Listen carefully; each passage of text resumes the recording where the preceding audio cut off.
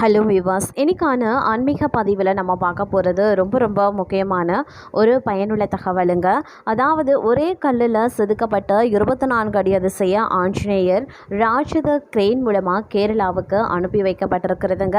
அது மட்டும் இல்லாமல் இந்த சிலை பிரதிஷ்டை செய்யக்கூடிய ஒரு திருத்தலம் ரொம்பவே புகழ்பெற்ற ஒரு திருத்தலம் அப்படின்னே சொல்லலாம்.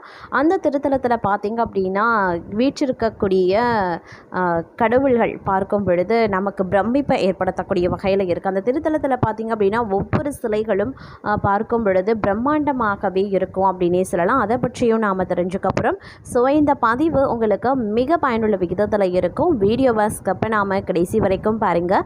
வீடியோக்குள்ளே போகிறதுக்கு முன்னாடி இது வரைக்கும் நீங்கள் நம்ம சேனலை சப்ஸ்கிரைப் பண்ணலை அப்படின்னா உடனே சப்ஸ்கிரைப் பண்ணிக்கோங்க.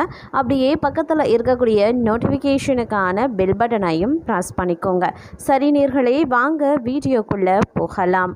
ஒரே கல்லில் 25 அடி 38 டன் குமரி மயிலாடியிலை உருவான பிரம்மாண்ட ஆஞ்சநேயர் சிலை கேரளா கோவிலுக்கு பயணம் செய்துங்க. அதுவும் கிரேன் மூலமாக ஏற்றி அனுப்பி வைத்திருக்காங்க. அதாவது கன்னியாகுமரி மாவட்டம் பழுகம்பாறையைச் சேர்ந்த பிரபல சிற்ப கலைஞர் ஸ்பதி மதன்குமார் மற்றும் அவருடைய குழுவினர் இந்த வரலாற்று சிறப்புமிக்க பணியை மேற்கொண்டிருக்காங்க. சுமார் 85 டன் எடை இருக்கக்கூடிய ஒரே பாறைகள் இதற்காக தேர்ந்தெடுக்கப்பட்டு கடந்த 6 மாத காலமாக இரவு பகலாக தீவிரமாக செதுக்கப்பட்டு இந்த ஆஞ்சநேயர் சிலை பிரம்மாண்டமாக வடிவமைக்கப்பட்டிருக்கு. இந்த சிலை 5 அடி உயர பீடம் மற்றும் 19 அடி உயர ஆஞ்சநேயர் உருவம் என மொத்தம் 24 அடி உயரத்தில் அமைஞ்சிருக்கு. செதுக்கி முடிக்கப்பட்டதற்கு பிறகு இதனுடைய தற்போதைய எடை 40 டன் அப்படின்னு சொல்கிறாங்க. பிரபஞ்சத்தின் 12 ராசிகள் மற்றும் 12 ஆதித்யர்களை, அதாவது சூரிய வழி தோன்றல்கள் குறிக்கக்கூடிய குறியீடாகவே இந்த சிலை 24 அடி உயரத்தில் செதுக்கப்பட்டிருக்கிறதாக ஸ்தபதி மதன்குமார் தெரிவித்திருக்காரு. இந்த பிரம்மாண்ட ஆஞ்சநேயர் சிலை கேரள மாநிலம் திருவனந்தபுரம் அருகே அமைஞ்சிருக்கக்கூடிய பௌர்ணமி காவு கோவிலில் பிரதிஷ்டை செய்யப்பட இருக்குங்க. இதற்காக சிறப்பு பூஜைகள் நடத்தப்பட்டு ராட்சத கிரேன் உதவியுடன் டாரஸ் லாரியில் பாதுகாப்பாக ஏற்றப்பட்டு கோவிலுக்கு அனுப்பி வைக்கப்பட்டிருந்தது. இந்த கோவிலில் ஆஞ்சநேயரின் 5 சகோதரர்களின் சிலைகளுடன் இணைந்து இந்த சிலையும் பிரதிஷ்டை செய்யப்பட இருக்கு. உலகிலேயே ஆஞ்சநேயர் தனது 5 சகோதரர்களுடன் ஒரே ஆலயத்தில் காட்சியளிக்க போவது இதுவே முதல் முறை அப்படின்ற பெருமையை பெறப்போகிறது. உலகிலேயே ஆஞ்சநேயர் சகோதரர்களுடன் ஒரே ஆலயத்தில் பிரதிஷ்டை செய்யப்படும் முதல் நிகழ்வாகவும் இது அமையப்பெறப் போகிறது அப்படின்னு சொல்லலாம். அதாவது மயிலாடி சிற்பக்கூடத்தில் சிலைக்கு சிறப்பு பூஜைகள் மற்றும் தீபாராதனைகள் காட்டப்பட்டன. அதைத் தொடர்ந்து ராட்சத கிரேன் உதவியுடன் மிகவும் பாதுகாப்பாக 12 சக்கர டாரஸ் லாரியில் சிலை ஏற்றப்பட்டு கேரளாவுக்கு புறப்பட்டிருக்கு. திருவனந்தபுரம் செல்லும் வழியில் தமிழகத்தின் புகழ்பெற்ற ஆன்மீக தலமான சுசீந்திரம் அருள்மிகு தானமலையா சுவாமி கோவில் முன்பாக இந்த லாரி நிறுத்தப்பட்டது. அங்கு திரண்டிருந்த நூற்றுக்கணக்கான பக்தர்கள் மற்றும் கோவில் பூசாரிகள் பிரம்மாண்ட ஆஞ்சநேயர் சிலைக்கு மாலைகள் அணிவித்து தேங்காய் உடைத்து சிறப்பு வழிபாடுகளை நடத்தி வழி அனுப்பி வைத்தனர் அப்படிங்கிறதும் குறிப்பிடத்தக்கது. எவ்வளவோ முயற்சி செய்தும் இந்த பிரச்சனையை தீர்க்க முடியவில்லை அப்படிங்கிறவங்க, காரியங்களில் ஏற்படக்கூடிய தடைகள் விலகி வெற்றி கிடைக்க வேண்டும் அப்படிங்கிறவங்க வியாழக்கிழமை தோறும் அனுமனுக்கு வெற்றிலை மாலை வாங்கி சாற்றுவது சிறந்த பரிகாரம் அப்படின்னு சொல்லலாம். வெற்றிலை அப்படிங்கிறது வெற்றிலை தரக்கூடியது அப்படிங்கிறதுனால வெற்றிலையில் மாலை கட்டி வியாழக்கிழமை தோறும் அனுமனுக்கு அணிவித்து உங்களின் வேண்டுதலை சொல்லி வழிபட்டு வந்தால் கண்டிப்பாக நினைத்த காரியங்களில் வெற்றி கிடைக்கும்.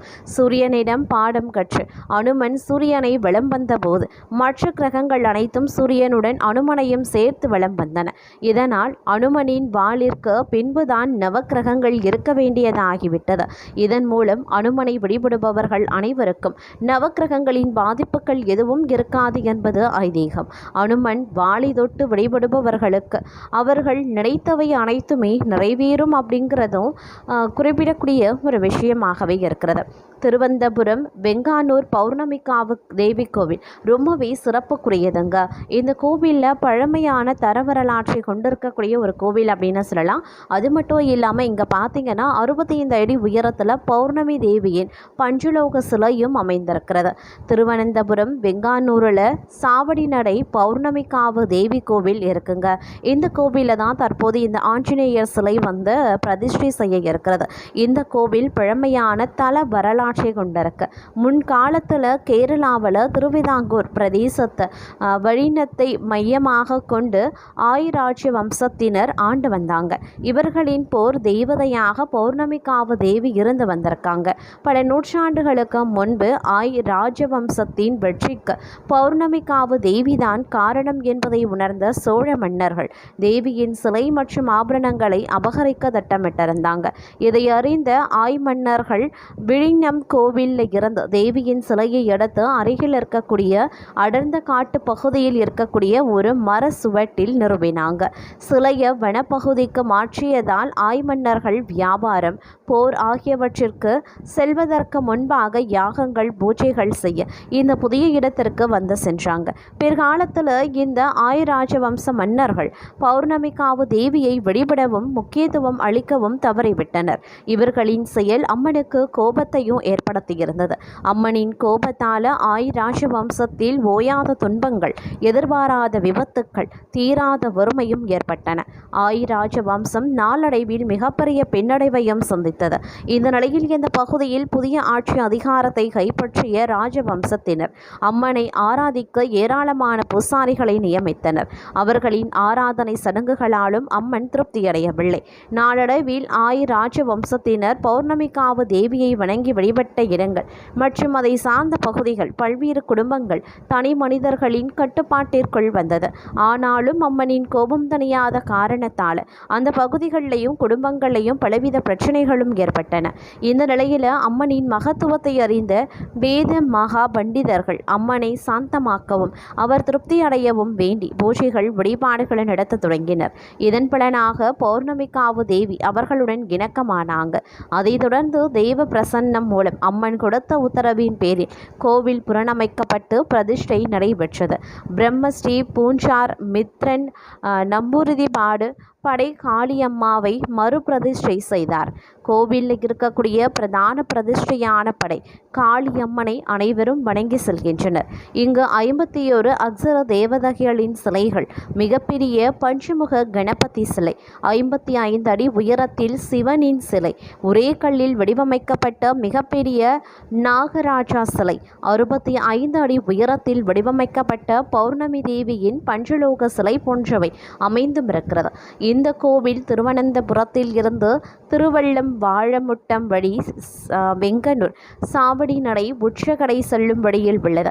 அதேபோல் திருவனந்தபுரம் பளிச்சல் வழியாக விழிஞம் செல்லும் வழியில் பெருங்கமலை சாவடி நடை சாலையில் இந்த கோவில் அமைய பெற்றிருக்கிறது.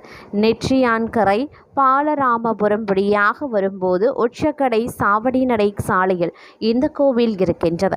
பிரபஞ்சகத்துக்கான ஏற்பாடுகளை பௌர்ணமிக்காவு மடாதிபதி சென்கா காயத்ரி தலைமையில் கோவில் அறக்கட்டளை நிர்வாகிகள் தற்போது செய்து வருகின்றனர்.